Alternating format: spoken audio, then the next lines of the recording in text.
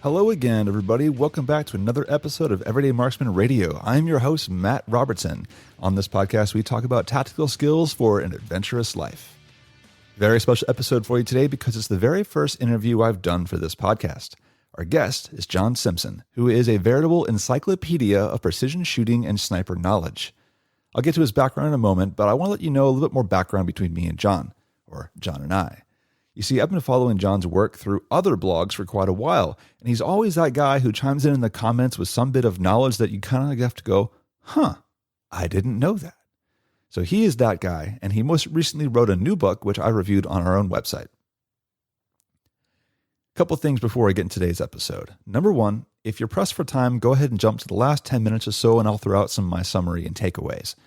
Number two, if you're new to the podcast, please go ahead and hit subscribe, leave me a review. Doesn't have to be 5 stars. I value honesty, and I really do want to improve on things. And also don't forget to come by our website, everydaymarksman.co, and subscribe. If you want to check out the show notes for this episode, go ahead and check out everydaymarksman.co/John. Once again, that's everydaymarksman.co/John. That gives you all the show notes, all the nice pictures I'm going to throw out there, as well as links to resources we can get to. All right. On that note, let's get to it.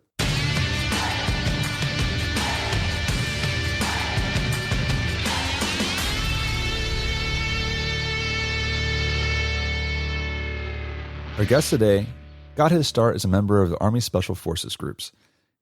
He taught his first sniper school course in 1985 and his first law enforcement course in 1986.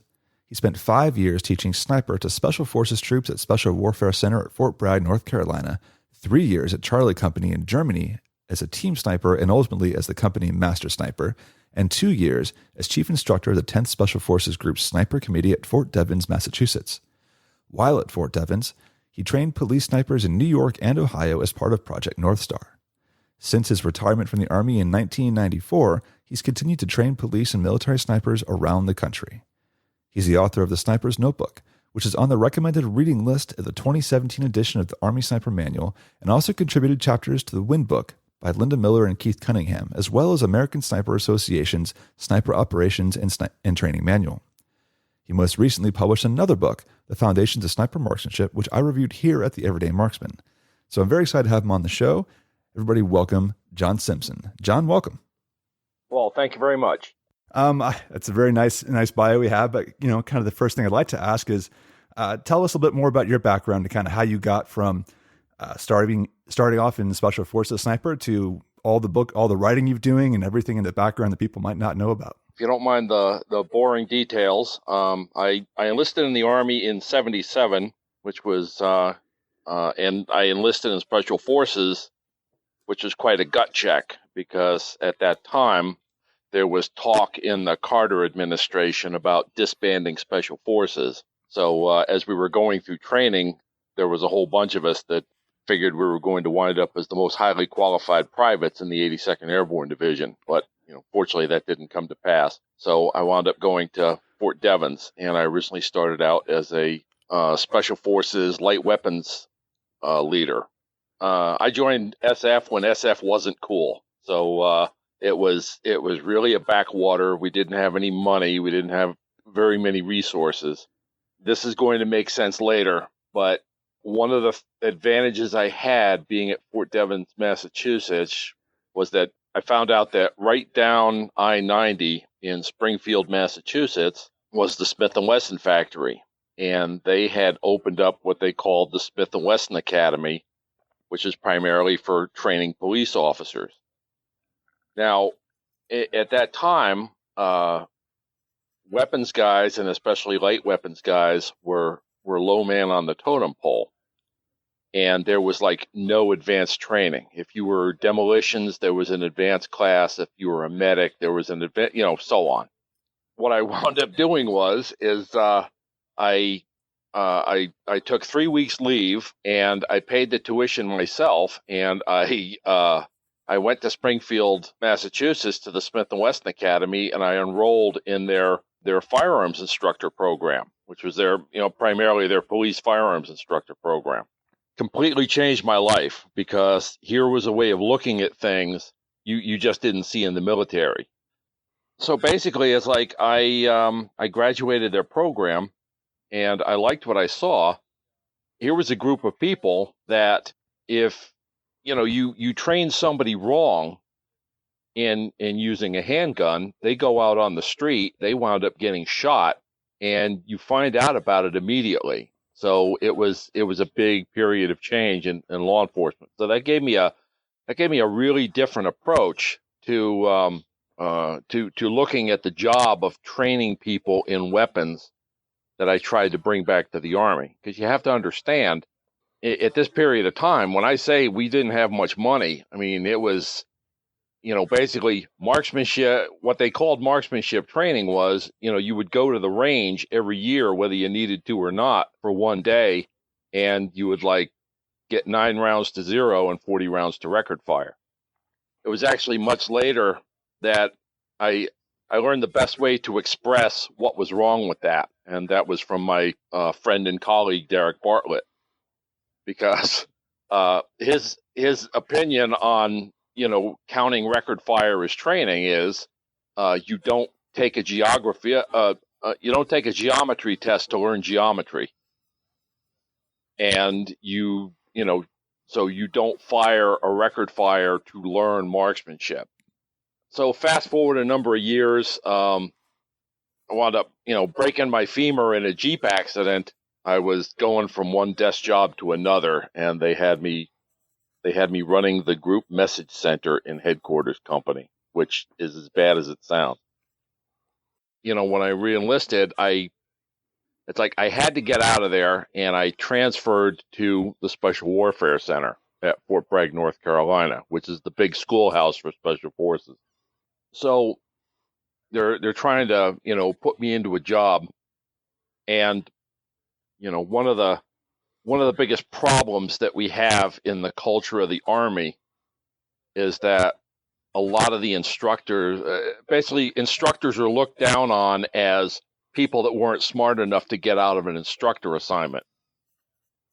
Whereas what I've noticed in, organizations like the Marine Corps, we're going to see if you're good enough to be an instructor to train the next generation of people coming up. So it's.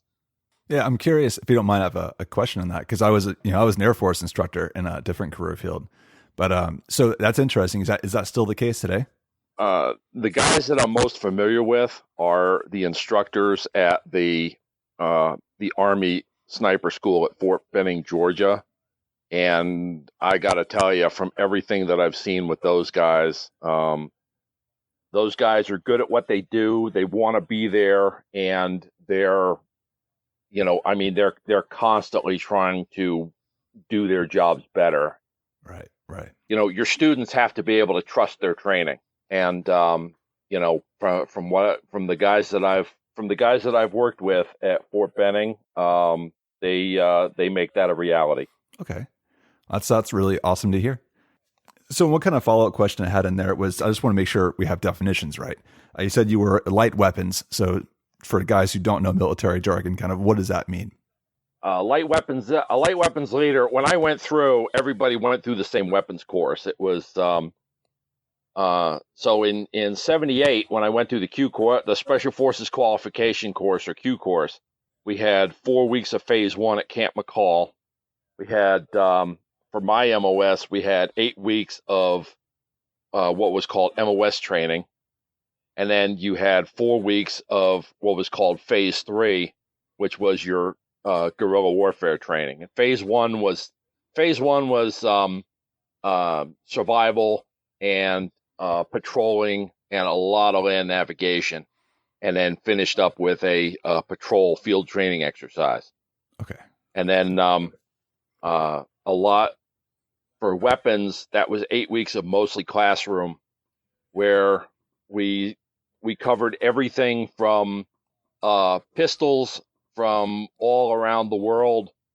And so we would go pistols, submachine guns, rifles, automatic rifles, light machine guns, heavy machine guns, and so on. And then for the heavy weapons portion, that was everything that was either a large caliber direct fire weapon or an indirect fire weapon. So that was Um, Heavy weapons were recoilless rifles, rocket launchers, mortars for 60 millimeter, 81 millimeter, and 4.2.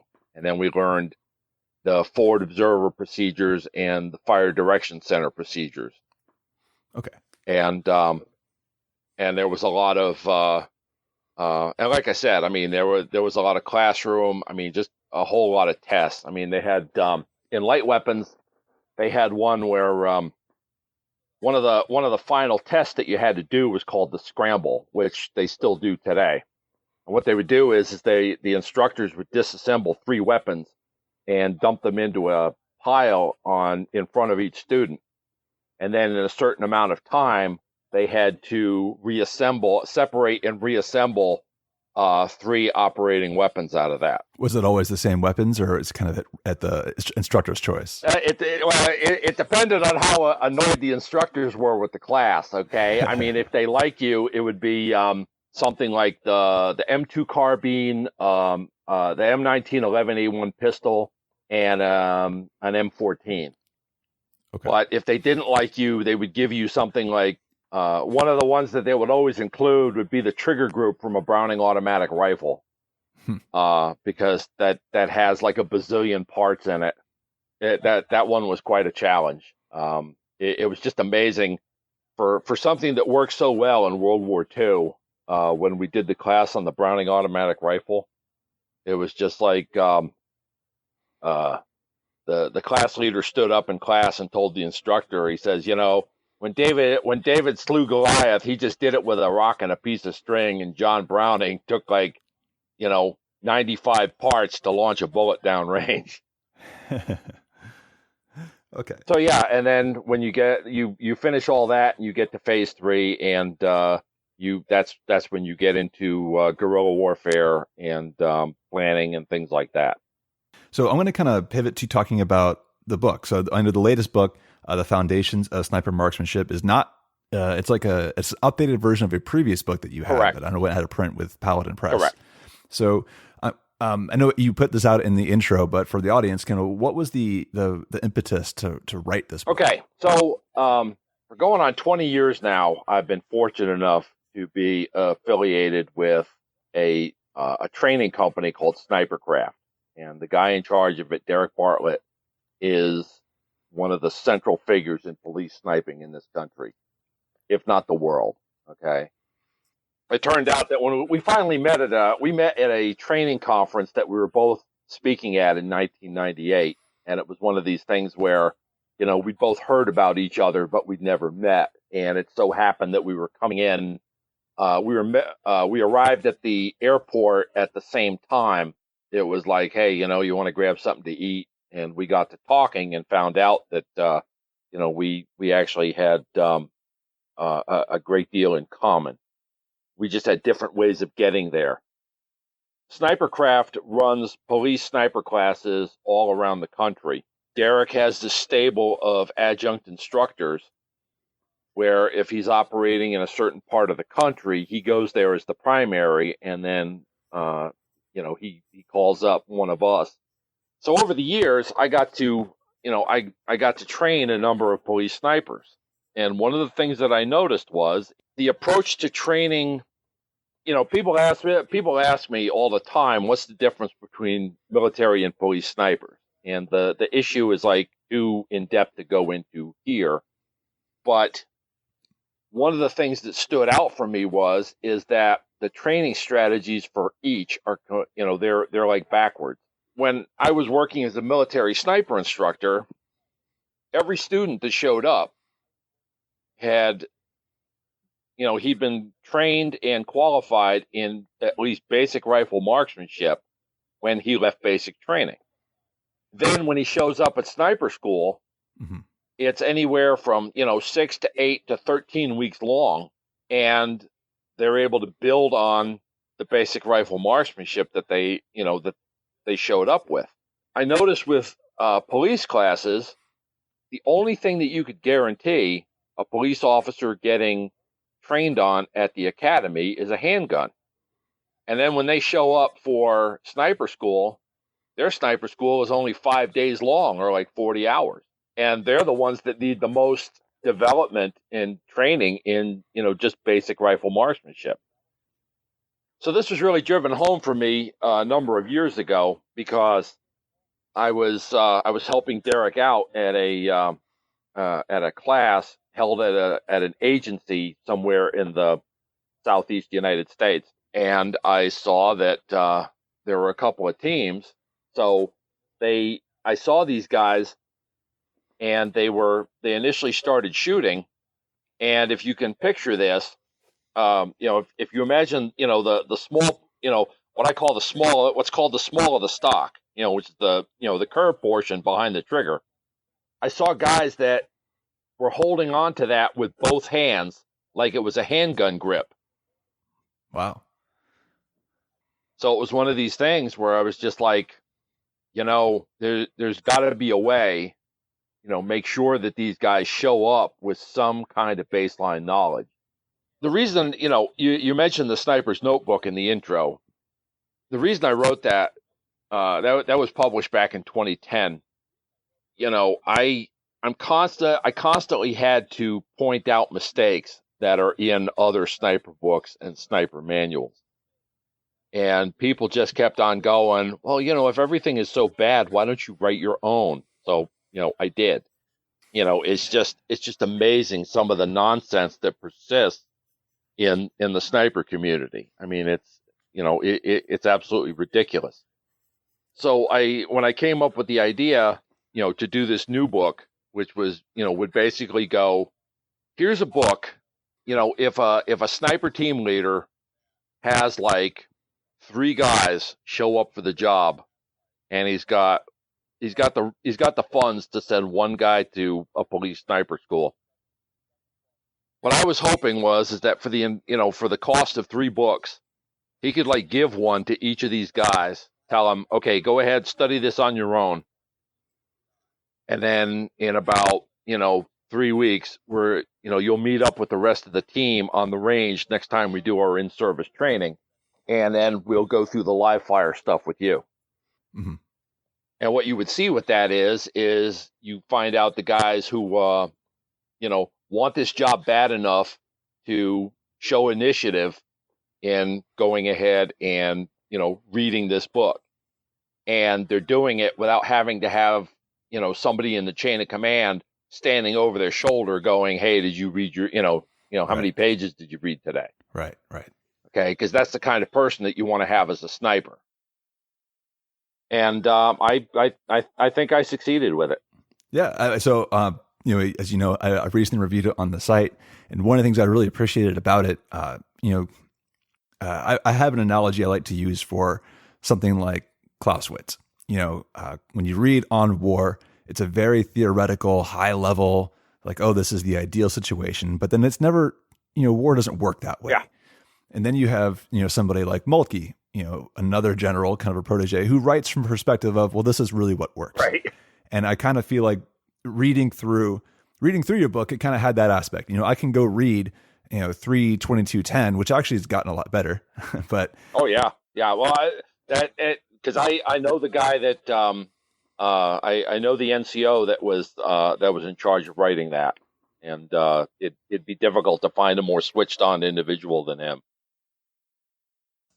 Your book is kind of a much more, you can look at the field manual and be like, okay, here's how the field manual says it, but you break it down in a way that just makes sense for this is what's really going to work, which I appreciated. Yeah, because basically, what I do, and Derek has accused me of this. It's like he says that I look at everything in terms of sniping. Okay, I'll see a movie or I'll read some book.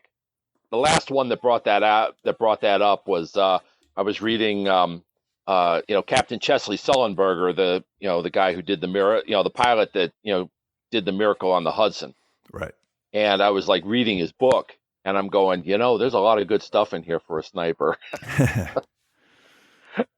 For the most part, there's this whole mysticism about military sniping, and I do my best to like try and debunk that, because it's like I'll go, what? If we were talking, if we were talking about jump school, we wouldn't even be having this conversation. In a lot of military sniper schools, that I've seen, it's a case of, well, I mean, hey, find out what works for you and, all this other stuff. And it's like what we know of sniping goes back to World War One. Okay. People have been doing this for a long time. When you only have a finite number of weeks to train these people, you assume that, they're attending the school because they don't know anything about the subject. I mean, why are you leaving it up to them to reinvent the wheel? Right. Okay. My favorite example is jump school. You show up at Army jump school at Fort Benning, Georgia to learn how to parachute out of a perfectly good airplane.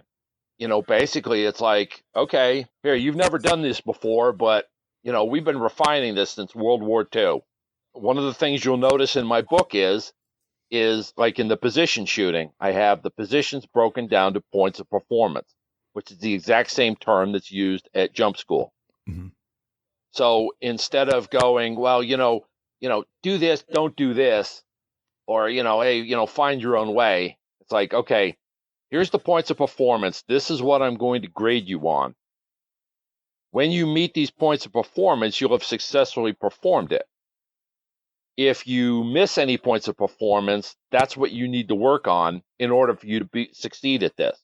So, there's no mysticism, and it's like, people come in, they learn, they get trained, they go out.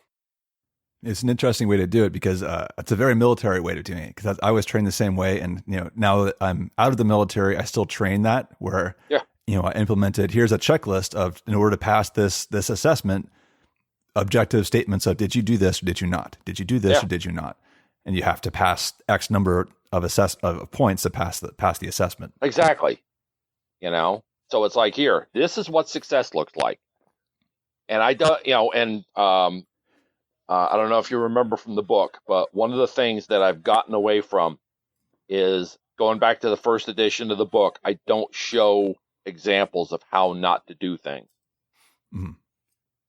Cognitive research has shown that if you demonstrate the wrong way to do something, even though you're telling people, now don't do it that way, basically it fires the motor neurons in their brain just the same way as if they're practicing it wrong. Instead of spending so much energy on showing, hey, this is wrong, don't do it this way. It's just like, hey, this is the right way, do it this way, and you'll be fine. Mm-hmm. It's interesting because Lanny Basham in his book, With Winning in Mind, says something very similar, where you should spend your time looking at people and hanging out with people who do things the right way and encourage and kind of mirror you to do the right thing. Exactly. Going back to the military example, when I was in jump school, we didn't spend a lot of time having people demonstrate to us the wrong way to fall. So one thing I wanted to kind of point out, I thought was really cool in the book was you mentioned before, like not reinventing the wheel. And one of the things in the book that you did is the diagrams you have for those positions is right out of the, I think it was late 1800s shooting manual, showing that this hasn't changed really. Yes. In over 100 years. Yes. Why are we reinventing things? In my library, I'm fortunate. Don't ask me how much it costs. I mean, I spend way too much on this stuff. But the thing is, it's like one of the things on one of the examples that I took from Bruce Lee was the maintenance of a library. And if I do say so myself, I actually have a rather extensive library on, sniping and weapons and a whole bunch of other subjects. And I was fortunate enough years ago to pick up an original copy of the 1889 Small Arms Firing Manual by Stanhope Blunt. Basically, when I picked this up, it was something like 10 or 15 years ago. So it was one of these deals where, I'm holding this book on rifle marksmanship that's over 100 years old. And when you look at it, those line drawings that are in the Foundations of Sniper Marksmanship are actually direct scans from that manual.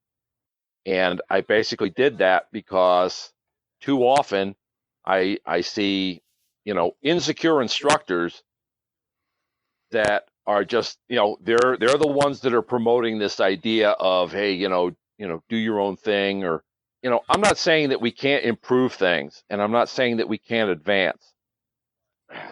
You're going to hear a lot of this. Another one of Simpson's laws is, basically you have to master what you want to replace. And this is one of the reasons why I study history so much. Because, looking at these illustrations, I just want people to keep in mind when you're trying to come up with some kind of new rifle position, or you're trying to improve what I'm teaching you, just keep in mind, people have been doing this for an extremely long time. And, the weapons change and the uniforms change and the mission, but the thing is, it's like, here's these illustrations from 1889. And if you look at people on, Olympic rifle teams or, the Army marksmanship unit, you find them doing the exact same positions today. Mm-hmm. It works. Yeah, exactly. And the thing is, it's like, there's a reason for it. And there was one of the things that prompted that. There was, let's just say the service shall remain nameless. But basically, there was a photograph taken from the back of, the NCOIC, or non-commissioned officer in charge of a military sniper school. And the guy was like laid out flat on the ground, and he had his legs pressed together, and his it's like his toes were pressed together. I mean, it was like the weirdest prone position, And they were like, yeah, and this is Sergeant so-and-so's unique take on the prone position. And it was just like, one of the reasons for the prone position that I teach being the way it is there's body mechanics that make it a lot more stable position. And, when you're doing stuff like that, it's like, I just don't see any sense in it. Right. So kind of going down the point, because this has been around for a long time. In the run up to this, we had a couple email exchanges, and one of the things you said, which was right up my alley and piqued my ears up, was that you think that it's the responsibility of every American to learn marksmanship. I'm kind of wanting to learn more about where that came from. I'm not going to get into the whole militia and National Guard thing. But basically, in Article 2 of the Constitution, it identifies, at the founding of the country, basically every male from this year, from this age to this age, was a member of the militia, whether he wanted to be or not. And and that's why the president is the commander in chief of the Army, the Navy, and the militia. It's an old school idea. I'm a firm believer that part of the culture of the United States is it's based on it's based on firearms. Firearms is how we won our freedom from England, and firearms are how we've defended our country in the past, and we've enforced foreign policy. And when you look at it, the military used to be, prior to the National Security Act of 1947, the original strategy was, we weren't supposed to have the founding fathers were against standing armies, right? Because hey, they caused a nuisance, they cost a lot of money, just to pay them and feed them and clothe them and house them and train them. So the thing is, it's like you had essentially you had an army that consisted of just essentially cadres. It was just a skeleton of a much larger army until war was declared. And then for any contingencies, you had a standing U.S. Marine Corps. That was, and when you look at it, that was one of the reasons why the Army is always trying to, especially after World War II, they were always trying to come up with faster ways to train people in rifle marksmanship, and you would see the Marine Corps persisting in using, known distance position shooting as the basis for, their record fire for the longest time, because they were essentially trying to create a core of small arms experts. One of the functions of the NRA was to have these service rifle matches, so that on the weekends and a couple times throughout the year, Joe taxpayer would be able to take his rifle, shoot some of the rust out of the barrel, and he would develop basic rifle marksmanship skills. Do you think that's kind of fallen to the for sure. But the thing is, you still see the civilian marksmanship right. That's one of the functions of the civilian marksmanship program, where, hey, meet these criteria, we're going to make available to you an M1 Garand. You can go ahead and train on this. One of the big debates was that went on after World War II in the Truman administration was this thing called universal military training, which, if you wanted to give half of the politicians in office now a heart attack, you should just bring up universal military training again, because this was like rifle marksmanship instruction was supposed to start in high school. Yeah, that would be people a heart attack these days. Just to provide a capability that you hope is never used to provide for the common defense. So, right. Basically, we're still, people are still required to register for selective service. There's a possibility that, things could get bad enough that, people begin to get drafted again or called up again. And the thing is, they're just like the problem that the police are facing. It turns out that, when you need people downrange fast, there just isn't enough time to give them all of the training that they need.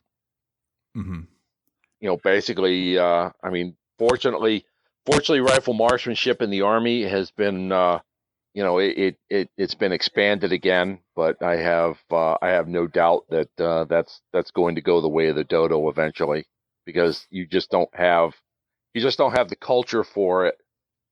It's almost like you don't have the stomach for it in the Army, which I realize is a weird thing to say, but it's a problem. It's a problem that goes. Trust me, it's a problem that goes back to like the 1800s. Right. No, one of the things you mentioned was that, the idea was that every citizen would be ready, so that if you got drafted, you probably, if you participated in competition, then you had that at least that basic requisite skill, right? Correct. But then, how does that go in today? Because I feel like, if I'm being honest about kind of modern, gun culture, is a lot of people kind of focus so much on what's in your safe, if you even have a safe these days, that people neglect things like, how is your physical fitness doing? Oh, exactly. That's a big part of the book as well. I wrote the original text. I got turned down. I got turned down by my first choice. The people at Paladin Press were nice enough to publish the book. Unfortunately, they made a number of editorial changes that I didn't agree with. First of all, the title. The title was never supposed to be Snipercraft, because that's the registered trademark of Snipercraft Incorporated, which is owned by Derek Bartlett. Fortunately, he was kind enough to allow me to use the Snipercraft trademark. Basically it was just like, well, we can't, we don't publish stuff with basic level, so you gotta call it advanced training. It's like, dude, I'm basically going, hey, this is a rifle. Okay, the bullet comes out of this end. How advanced do you think that is? So Paladin Press go out of business a while back.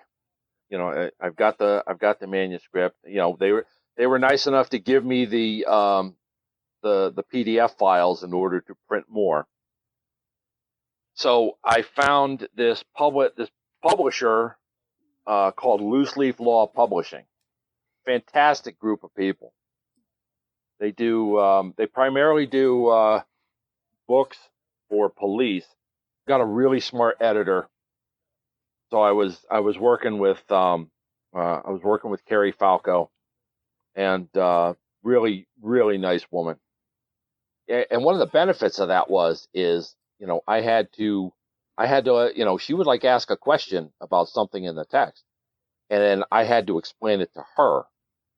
And she had no background in firearms, so that was actually one of the more useful things that developed from this process. So while going through the manuscript, while going through the Paladin version, I found out that they had introduced like 3 typos that weren't in the original manuscript. So I was kind of glad I was able to fix those.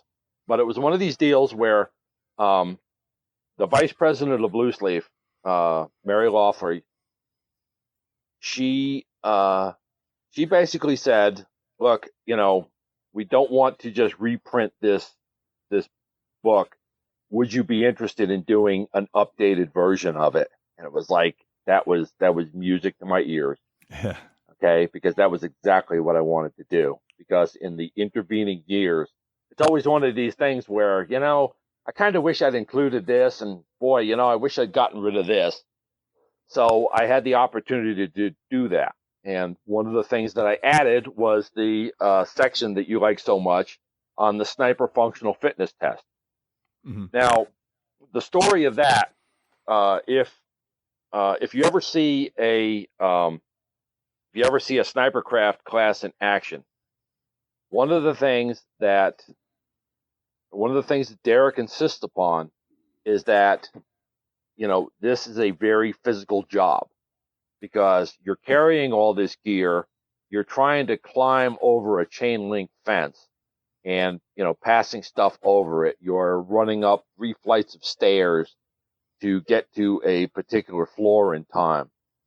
So it's a very physical job.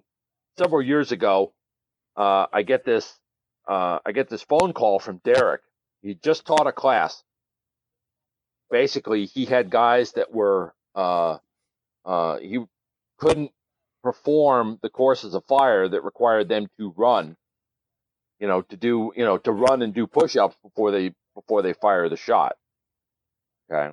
Because when you're getting ready to shoot somebody for real, your heart is racing, and, you're short of breath, and it all comes down to a measure of what physical capacity do you have left to bring to the job. Mm-hmm. So he goes, "I want to come up with a PT test. I want to give a PT test in the school."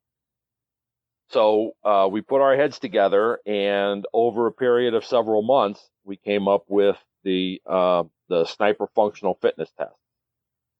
So we set this up, and when we came up with the scoring system, we had like 3 classes that we administered the test to, and we just told everybody, do the best you can. And from there, I took all those numbers, and I did a statistical analysis of it. And if there's any statisticians in the office, I came up with a Z-score for the data, and I was able to convert everything into points on a chart. Derek started doing it, and it's diagnostic in his basic class, and it's a must pass in the advanced class.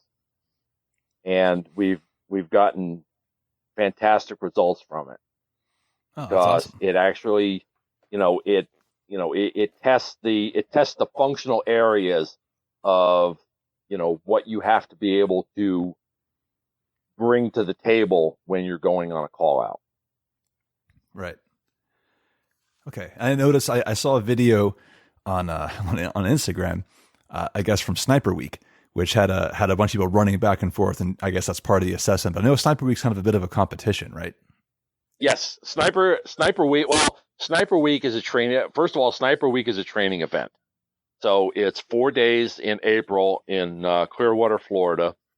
The first 2 days are a conference where you have speakers come in, and the speakers will either give technical briefings or they'll give case studies. And the case studies are basically a police sniper that had to resolve a situation with sniper fire is standing up there in front of you showing slides from the crime scene with everything leading up to and afterward. So there's been a number of stories there that like raise the hairs on the back of your neck. Mm-hmm. After the 2 days conference, then we spend 2 days going through various courses of fire, and for the most part, they're all based off of real world incidents. So it's all extremely relevant, but it's also extremely physical. So the guys are doing a certain number of hand release push-ups before going into a prone unsupported position. And that's where you find out the guys that are able to hold the rifle steady after they've done X number of hand release push-ups. And you run into all kinds of people that they had no idea that they had to do anything physical. See, one of the things that the reason for one of the things that Snipercraft fights against is this idea that, well, when you're too slow and fat to kick doors in on the assault team, we're going to take away your black nylon and send you up to the sniper element. I think you might have just burst the bubble of a lot of people who envision themselves as sitting on their front porch with a sniper rifle. When I first started working for Sniper Week, we did a class somewhere in South Georgia, and that was when basically that's when an incident happened that was called Black Thursday. You can get an idea from the courses of fire that are in the latest book. He had people doing guerrilla bullseyes where they they're basically doing a set period of physical activity in between every shot, and this just goes on and on for the entire thing. So it was summer in South Georgia, and the range we were in. Imagine it. Well, it was actually at an airport. It was on an Air Force base. The range was located in what's best described as a bowl. So okay. All of this heat was like compressed in there. So long story short, 3 guys decided to sit it out. We had 1 guy that had to go to the hospital for heat stroke. And then we had another guy that, when everything was said and done, we're securing for the day. And this, he was an older gent. He came up to where the instructors were standing, and he said, I just want to let you know I'm not going to be in class tomorrow because tomorrow morning I'm going to be in front of the captain returning my rifle because I had no idea that this is what it took to be a police sniper. And this guy had, he'd been the department sniper for, something like, 5 or 10 years, something like that. But his idea of sniper training was he would he'd go to the range, he'd set up on a bench, he'd fire some 5-shot groups, and then secure for the day. People think of going to the range as an end in itself. You're training on the range for a purpose that's down the road, where you're going to be shooting at non-cooperative targets. So one of the things that makes this sniper marksmanship is, in one of the points of performance on the prone position is making sure that your heels are down. Because I can't tell you how many times I see in photographs that are published where people are in the prone position and they're balanced on their toes for some reason. And it's a case of, well, first of all, from a marksmanship point of view, you're using muscular tension to keep your heels in the air. And believe it or not, that actually translates into how you're holding the gun. But the other thing is, the sniper based thing is that, you've got your heels up when they don't have to be. Mm-hmm. And, the first rule of being a sniper is to be sneaky. Being sneaky as a sniper comes first before everything else. And it sounds like a small thing, but, it's, basically, survival is made up of a whole bunch of small things to add up to one large thing. Ooh, that's a quote right there. I really like that. It's just so true, right? There's so many skills that go into your survivability in any situation, and it's not just right. one. Because the thing is, it's like, I mean, when I was at the Fort Devon school, I had a conversation with the NCOIC, and it was one of these things where he and I used to go back and forth all the time, because he had this philosophy of, well, there's 1,000 ways to do everything and none of them are wrong. And I was just like, I can't believe a master sergeant in the U.S. Army just said that. I mean, just because this is a sniper school doesn't mean that it's not part of the Army anymore. No, I'm not saying everything is in rigid lockstep. I mean, yeah, there's a number of different ways to approach, a job, but like in the case of points of performance, because I go, look, once again, I mean, if we were instructors at the airborne school, we wouldn't be having this conversation. Right. All right. Because it's like, here, when you do a parachute landing fall, this is the way you're going to do it. Because believe me, since the 1930s, we've tried other ways, and this one works best. So I know we're going to start running out of time soon, but if you don't mind, there's a couple more questions I wanted to get through. Yeah. So one of the ones actually that came up was, you ran a sniper school, you put that curriculum together, and I kind of want to key off of something you mentioned about all these little skills that build up. So, for anybody who's not familiar with what this difference is, like, being a sniper, and I say this as someone who's not, I can read books, but being a sniper is about more than just the shooting piece of it. Yeah. So what other skills are there besides just good marksmanship that go into, being a sniper? Well, the biggest thing I have to correct people on is there's a bunch of ignorant people out there that think that sniper is some level of marksmanship qualification. That's like saying that being a SEAL is a level of physical fitness. I break it down to the sniper's first obligation is to be sneaky, because if you aren't being sneaky, you're not a sniper. The second one is he has to be able to observe what's going on. And the third one, of course, is he has to be able to shoot. So all of the skill set falls within those three tasks, and then each one feeds off of the previous one.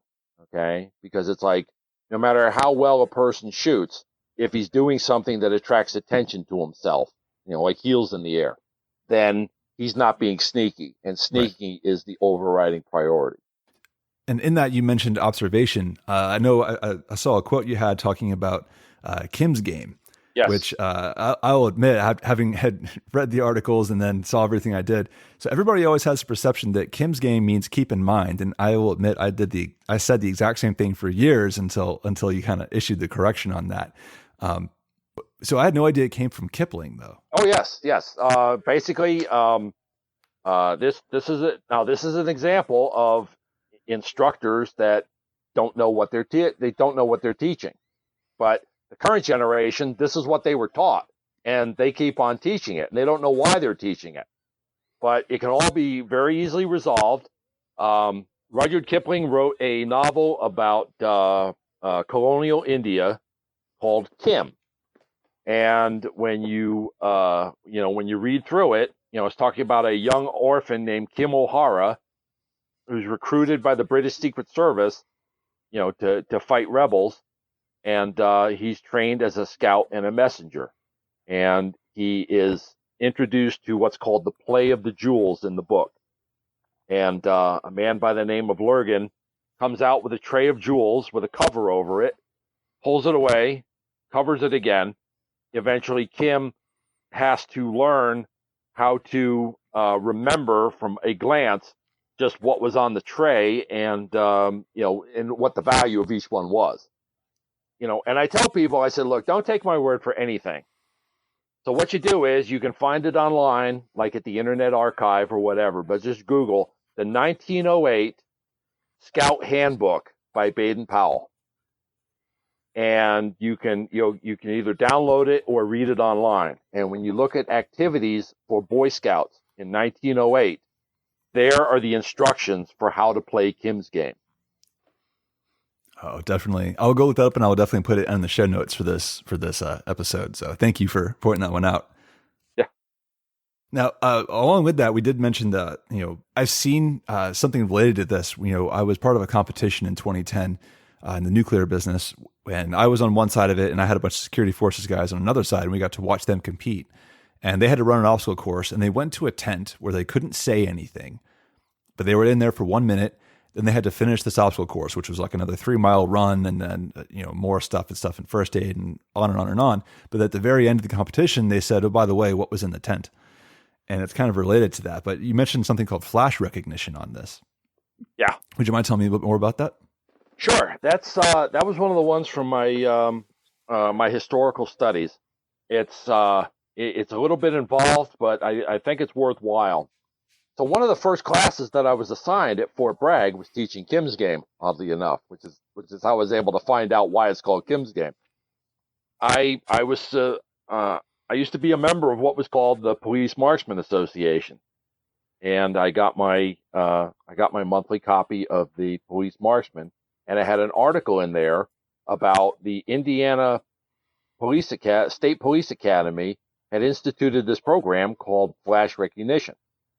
And it turns out that this was a program that originally started in World War II with the Navy, because at the beginning of the war, there was a lot of friendly fire incidents.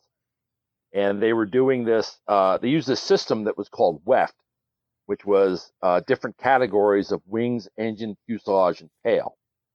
And basically, GIs being GIs, they changed the acronym to it's actually wrong every freaking time. Okay. So they were looking for a means to, they're looking for, something to replace it.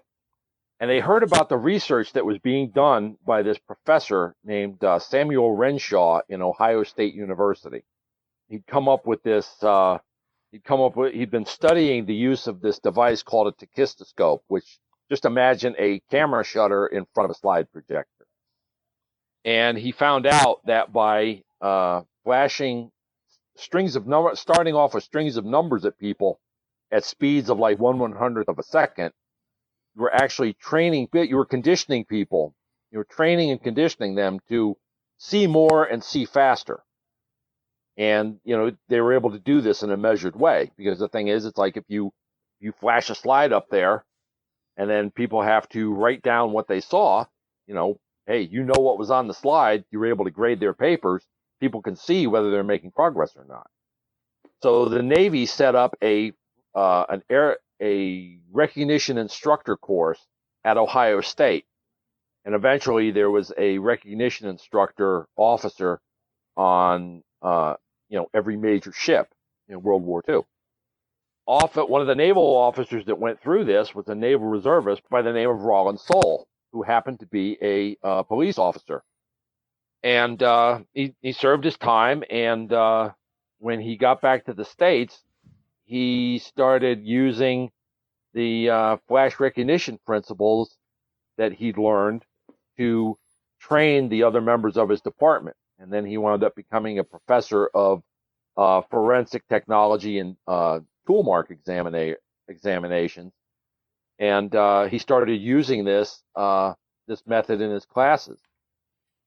So one of his students eventually became the director of the Indiana State Police Academy, and he brought Professor Soule in, and they set up a flash recognition program in their academy. And what wound up happening is that they had like a 300% increase in on-site arrests from graduates of the school. So I went ahead and I contacted Professor Soul and I contacted Indiana, and both of them were gracious enough to work with me. And I eventually got trained as a flash recognition instructor. As near as I can figure, I'm like the last of the flash recognition instructors. But I've got all of the World War II material. I've got the lesson plans and the materials and all this stuff. And I'm hoping that this can be the subject of my next book, because it doesn't just work for sniping. It works for any job where you're using your eyes. Yeah, that power of observation. Exactly.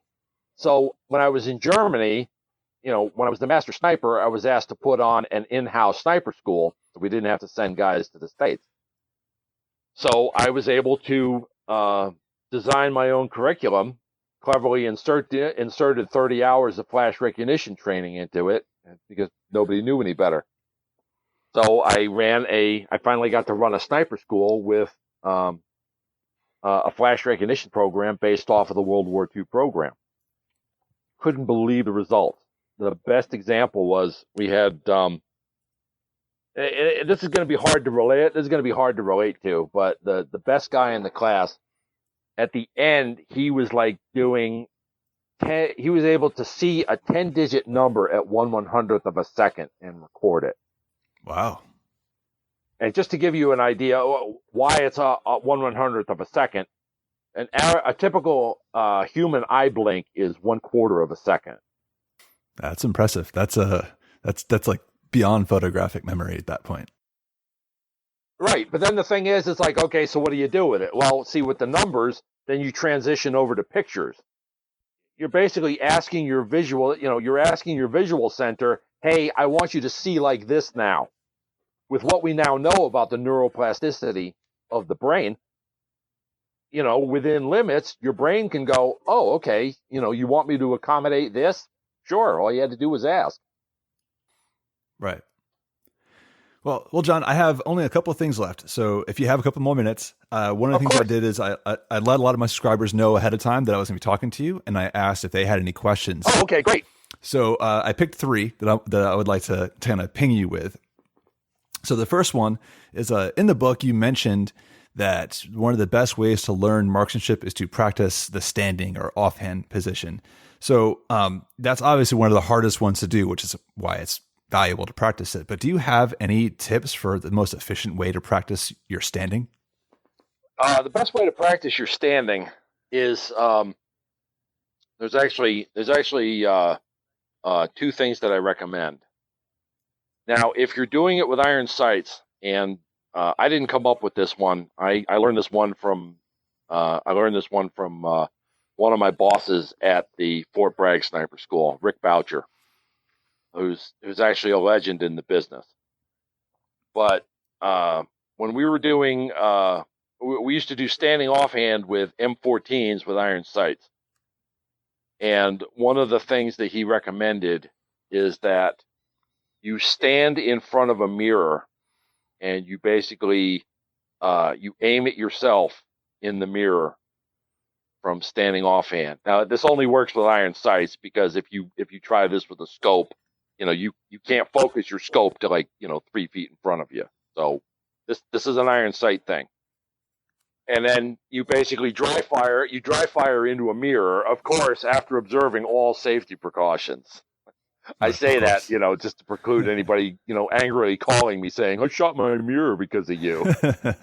Okay. So the thing is, see, the biggest thing about that is, everybody talks about the need for dry fire, but dry fire without feedback can only take you so far. Because if you don't know that you're doing something wrong with the trigger, additional dry fire is just going to ingrain that into your nervous system. Right. So you can actually, people don't realize that, it's not a question of, just practice. You have to practice correctly, and you have to get feedback from the practice. See, because that comes back to that, that delay of consequence, because you can also look at that as a delay of feedback. So right. Dry firing with iron sights, dry firing into a mirror. And then that way you can find out if, you're snatching the trigger. Okay. Because that's one of the big, the reason why the standing offhand is the benchmark is because, when it comes to the trigger control, I mean, it's just you and the rifle. I mean, there's like nothing else supporting the rifle. So any mistakes are going to be amplified, and any mistakes that you correct on the standing offhand are going to be that much less when you go into a supported position. Okay. And then the other way is, when you're practicing, one of the best things to do, and is basically get yourself a good grade pellet rifle with either iron sights or a scope on it, and get yourself a 22 caliber bullet trap, not an air rifle pellet trap, and just go ahead and practice firing your standing offhand with the pellet rifle.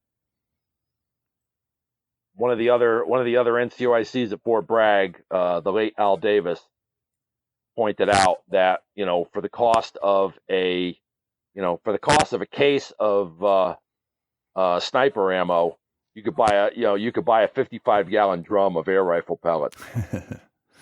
Yeah. Okay.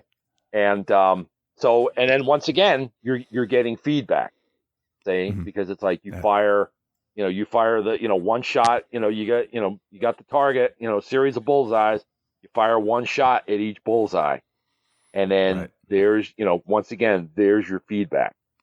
Right, the target doesn't lie. Right. So actually, this is a kind of a follow-up question to that one. Is sure. there was a discussion recently on the website about standards and kind of what people's standards are, and one of the ones that came up was that at a minimum, someone should be able to do a four minutes of angle from any position, including standing. Do you think is that a fair assessment for a good standing position? Well, no, you'd have to. But the thing is, that's one of those things where I would have to see. Whenever somebody comes up with something like that, I always have to ask, how'd you come up with that? Because, I mentioned Simpson's laws earlier in this, and the most famous Simpson's law is, if I can't show you the math, it's just my opinion. Okay. And Amen. Basically that goes back to Fort Bragg, because I would complain about something that was in the curriculum, and the common refrain was, well, that's just your opinion. I was like, oh, okay. I see how this is going. All right. So the thing is, that's why I became self-taught in statistical theory, so that I wouldn't lose arguments anymore. So it's not a question of, well, this isn't my opinion. It's like, if you want to prove me wrong, you got to start with 2 + 2 doesn't equal 4. Okay. And then, we can go from there. See, because the thing is, it's like, okay, so why is it 4 minutes of angle? I mean, why isn't it 3.5? Why isn't it 5 minutes of angle? And then if we're talking in a sniper context, because if there's a scientific basis for that, then I'm all for it. But if, I often describe a scenario of too many sniper schools are developed by a bunch of guys sitting around the Cracker Barrel going, hey, what should we teach? I don't know. What do you think we should teach? Okay. Well, what do you think the standard should be? I don't know. What do you think the standard should be? That kind of thing. Okay. So the closest I come to wound ballistics in the Foundations book is, the standards are based off of a 4-inch circular target. Okay. Because that represents the cranial bolt on a human being. Now, the thing is, that 4 inches, yeah, that's 4 minutes of angle at 100 yards. Right. Okay. But that's 2 minutes of angle at 200 yards. Right. All right. So, the thing is, it's like when you define standards in terms of minute of angle, that's like you're saying the target's going to get bigger the farther away it gets. And human beings don't do that. Right. See what I'm saying? Absolutely. So if you want to So define a target, so you define a target in terms of inches. Okay. So like, talking about regular rifle marksmanship, an E-type silhouette, or what cops call bobbers, is supposed to represent a kneeling man. And using non-metric units, I mean, it's 40 inches high by 19 inches across. Now, it's that same dimension, whether it's 25 meters in front of you or it's 300 meters away from you. Okay? But the minute of angle is going to change. So that's why, Right. to me, it doesn't make any sense to define your target as minute of angle. Okay. So that's a really good point. You're saying for really good training, then, what you should be able to do is say, you want to be able to hit this size target at this distance. Yeah, under these conditions. Yeah, exactly. Right. Under right conditions. And, Right. Okay. Well, then it comes down to, well, is it stationary? Is it moving? So, for me, my development of standards is pretty straightforward. You define what the target is. And once you've defined that target, you work backwards from there with what it takes in order to be able to engage that target successfully. Right. So it's almost like the 7 habits, right? Start with the end in mind. Yeah. Okay. So I actually had a second question then. Also, this was a reader question, but you mentioned ballistics. And I know this is, in the concept of marksmanship and things, gear questions are always kind of like, that's cool. But so this is kind of one of these myths or fact that kind of come around a lot. But is it true or baloney that a bullet settles in flight? Once it's been fired and it kind of goes to its does it stabilize the further it goes? Bullets do become more stable the further they go. And the reason this happens is that, you have to understand that there's an ideal spin rate, but a lot of it is dependent on, there's the velocity, a number of other factors. Basically, without the correct amount of spin, the bullet wants to swap ends in flight because it's actually it's more stable. It's more stable going base first with the pointed end facing backward. Right. Yeah. It's the center of gravity, center of pressure problem. Correct. Now, to really get in depth on this, the best guy, the guy that's done the best work on this is Brian Litz. I don't know if you have any of his books. I don't. I know I need to get a couple. I've done a lot of, for one of my articles on twist rate and stuff. I referenced him quite a bit, but it was mostly through what else he's published. Yeah, the guy's a genuine rocket scientist. Okay, and he's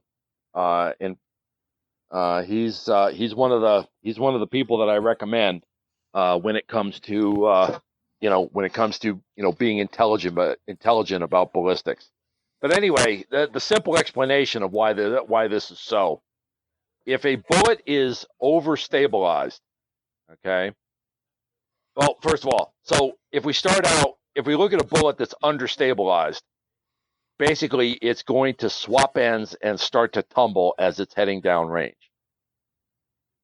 If we have one that's overstabilized, imagine the curve of the trajectory of the bullet as it's headed for the target. Okay, so it launches up into the air, it reaches the top of the trajectory, and then it, points its tip down and hits the target, hopefully, right? Right. You with me so far? Okay.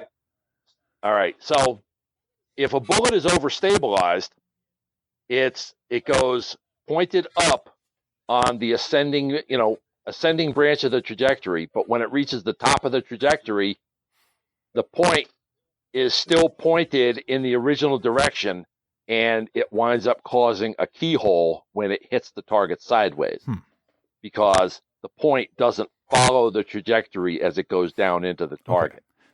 That's overstabilized. Okay. So most bullets have to start out with some level of understabilization, because what happens is, because of aerodynamic drag, the bullet is traveling slower when it hits the target than when it left the muzzle. Okay, everybody knows that. But the thing is, because there's less friction. There's less of an effective friction on the rotation of the bullet caused by the rifling in the barrel. So as the bullet velocity slows down, it's still spinning at approximately the same rate as when it left the muzzle. So what happens is that the farther out it goes, it's spinning, basically it's spinning for a much faster bullet. And as it's slowing down, it requires less spin. So it's becoming more stabilized the further down it goes. That's very interesting. So thank you for answering that one. All right. And then last question from reader. We've seen a lot of progress in, and I wouldn't even say it's progress because really it's going back and using the same kind of cartridges that we've done before. So like, 6.5 Creedmoor is suddenly getting popular, but that's not that different from 6.5 Swede, right? Right. But where do you think 224 Valkyrie is going to fit into all this? Is that going to be kind of the new hotness, or is that just going to be kind of another passing fad? In all honesty, I really don't follow the. I really don't worry too much about the caliber wars. Because the thing is, it's like, see, my approach to the job is unlike a lot of people that pay lip service with slogans that look good on a coffee cup, like people not technology. I mean, I actually believe in the human factor above everything else. I'm more into the training of the sniper. So it's the skill set. Yeah. So a number of years ago, I think I sent you the article. There was an article by this Australian college professor in Detonator magazine, and talking about the scourge of sniper rifle availability in the United States. Yeah. And basically, in my rebuttal, it's like, see, to me, the definition of a sniper, because you ask most people, what's the definition of a sniper rifle? Oh, well, it's scoped and, it shoots this group and, it's like, no, man, that's the rifle that a sniper is using. Okay. A sniper rifle is the rifle that a sniper happens to be using at the time. For me, it's all about the sniper. And this is what, because you see all the, you basically see all the money and the soul searching that's being spent by the military on, oh God, what new caliber are we going to use, and what rifle is going to fire it, and what about the scope that's going to enable us to shoot around corners someday and everything else. And it's like, I just wish a fraction of that money would go to improving the training of snipers. Absolutely agree. I think that's where most people fall short, right? Is everybody wants to spend, it's easy to spend money on gear, and it's harder to put in the time and work to actually get the skill set. Yeah. So, for me, it's like, I'm sorry to blow off answering the question, but to me, it's, I've always believed in the philosophy that, the man who works with a stick is going to defeat the man who plays with a sword. I think that's a really good way to put it. And then actually gets into my last question. So this is my kind of last rapid fire one, which is, sure. I kind of ask this to everybody, but it's, in the whole context of gun culture today, especially from, the civilian side of things, what is the one thing you wish people would stop doing? I mean, I wish they would stop chasing the latest piece of technology. I wish that they would maximize their capabilities with what they have before they complain that they have to have the next piece of wonder gear. I think that is a fantastic answer. Thank you. Thank you. John, this has been a very interesting conversation. I hope we can do it again. I have so many more questions that have come up. Yeah, I'd look forward to that. So, in the meantime, though, where can people find you? I live down in Georgia. Actually, I'm northwest of Atlanta. I have a consulting company that's listed on LinkedIn. It's the Simpsonian Institute. I do consulting and and available for training. Lately I've been working on getting the word out on the latest book, and basically available to help people out.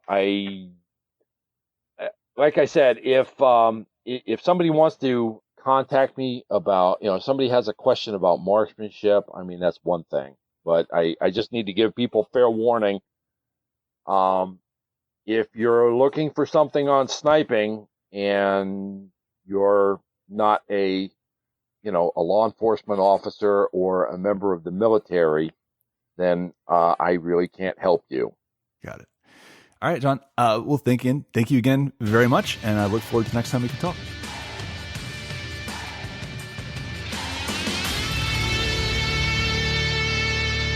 All right, guys, let's talk about this episode. This was a long one, right? There was a lot of information that we covered, starting off with just what is John's background and how did he get to becoming a sniper and then later a sniper instructor. That was like the first 30 minutes of it. And then we kind of started talking about a lot of the skills and things he's observed and got into why he wrote the book, which I reviewed on the website. And then we kind of branched off into what some of the ancillary skills that are important. So I took a bunch of notes, and this is going to be a little recap of it. So here's the key takeaways. Number one, don't assume that someone's position means they are automatically going to be competent. This is not meant to be a dig on law enforcement officers or military members, but realize that a lot of people may be put in a position where they don't actually have the expertise. Next, you don't take a geometry test to learn how to do geometry. So in the same way, you don't take a marksmanship qualification in order to learn marksmanship. You have to practice those skills individually and build them up so then you are able to pass that qualification. The measurement is not the way you practice, right? You practice so you can pass the measurement, but the skills you use to pass the measurement are universal. Also important in this one was realizing that you shouldn't reinvent the wheel unless you've mastered the topic. Now, I'm going to have a clip I'm going to play for you guys. When you're trying to come up with some kind of new rifle position, or you're trying to improve what I'm teaching you, just keep in mind, people have been doing this for an extremely long time. All right, now remember the context in that quote was that in his book, John actually used 1889 marksmanship manuals with line-drawn diagrams showing how to do these positions, and they are exactly the same as they are today. There is nothing different about them, but people seem to want to reinvent the wheel so often that it seems like there's a newer, better way to do this, so I can put my name on a book. And the reality is we know how to do this. It's a matter of being good at what we already know, and then maybe you can add tweaks. Too many people, before they even master the old technique, the classic way of doing it, are trying to make their own tweaks and modifications to make it theirs. And those tweaks aren't necessarily better. Now, on that point, John had a really good segue into how to measure performance. Not so much from a scoring standpoint, but are you doing this correctly? John and I are both familiar with points of performance from the military, which means if I give you a task, I have a checklist of objective criteria that outlines, did you do part A, part B, part C, part C? Those are observable measures, right? And if you're able to do all of the measures correctly, then you will pass the assessment, right? In his case, he talked about airborne school, but marksmanship can work the same way. Are you taking the correct position? Is your foot aligned the right way? Is your elbow not rolling off your knee because you're not using the tricep, right? So when we start talking about measurements, we want to do points of performance, very objective criteria. And then when it came to learning those new items, one of the things that John's very adamant about, and I agree with, is that you shouldn't try to learn from bad examples. Put it another way, we don't teach people how to fall out of airplanes by showing them the wrong way to do it, right? So this is a psychological principle where people will, when you show them the wrong way to do things, they're going to remember that and they're going to copy it. So the more time you spend watching good examples of marksmanship and talking to those who do it correctly, the more likely you're going to mirror that behavior and adopt it for yourself. And then going on with that, doing things correctly often involves more than just sitting behind the rifle. All right, John talked about that this is a very physical job. You know, it's not uncommon for police snipers to have to run up 3 or 4 flights of stairs with all of the gear, get to a window, line up and take a shot in a short amount of time. If you can't control your heart rate because you're in bad shape or you just can't get up the stairs in time, you're going to have problems, right? So you have to be mindful of your physical fitness levels. This is not just about shooting. Now, moving on from that, we talked a little bit more about all the additional skills that go into being a good sniper. But really, I think these are a good marksman. So out of this interview, I'm going to go ahead and highlight this, which is our on-target clip of the day. Being sneaky as a sniper comes first before everything else. And it sounds like a small thing, but, it's, basically, survival is made up of a whole bunch of small things to add up to one large thing. Survival, success, is a whole lot of small things that add up together to make a larger whole. That's survival. So what are those additional skills? The last 20 minutes or so of this interview, we started getting into some of the other things we need to be aware of. So things like your memory.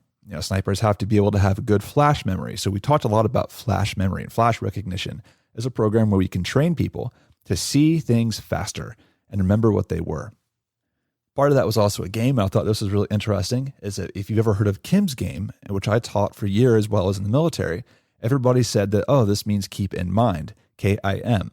But John pointed out, in fact, that's actually from Rudyard Kipling, that Kipling had a character named Kim O'Hara, who is in India, and the British Secret Service recruited him to help with the resistance fighters. And part of his training was to look at a tray, and they would uncover the tray with gems on it, cover it again, and he had to tell them the value and what was there. He had to tell them what was there and what the value was. So now you know. And I'll make sure I'm going to put a link to a picture of that page from the 1908 Boy Scout Handbook, which talks about the origins of Kim's game. Lastly, in this episode, we got to a couple questions about the best way to practice dry fire, and John offered two examples. The first one was to use iron sights and stand in front of a mirror.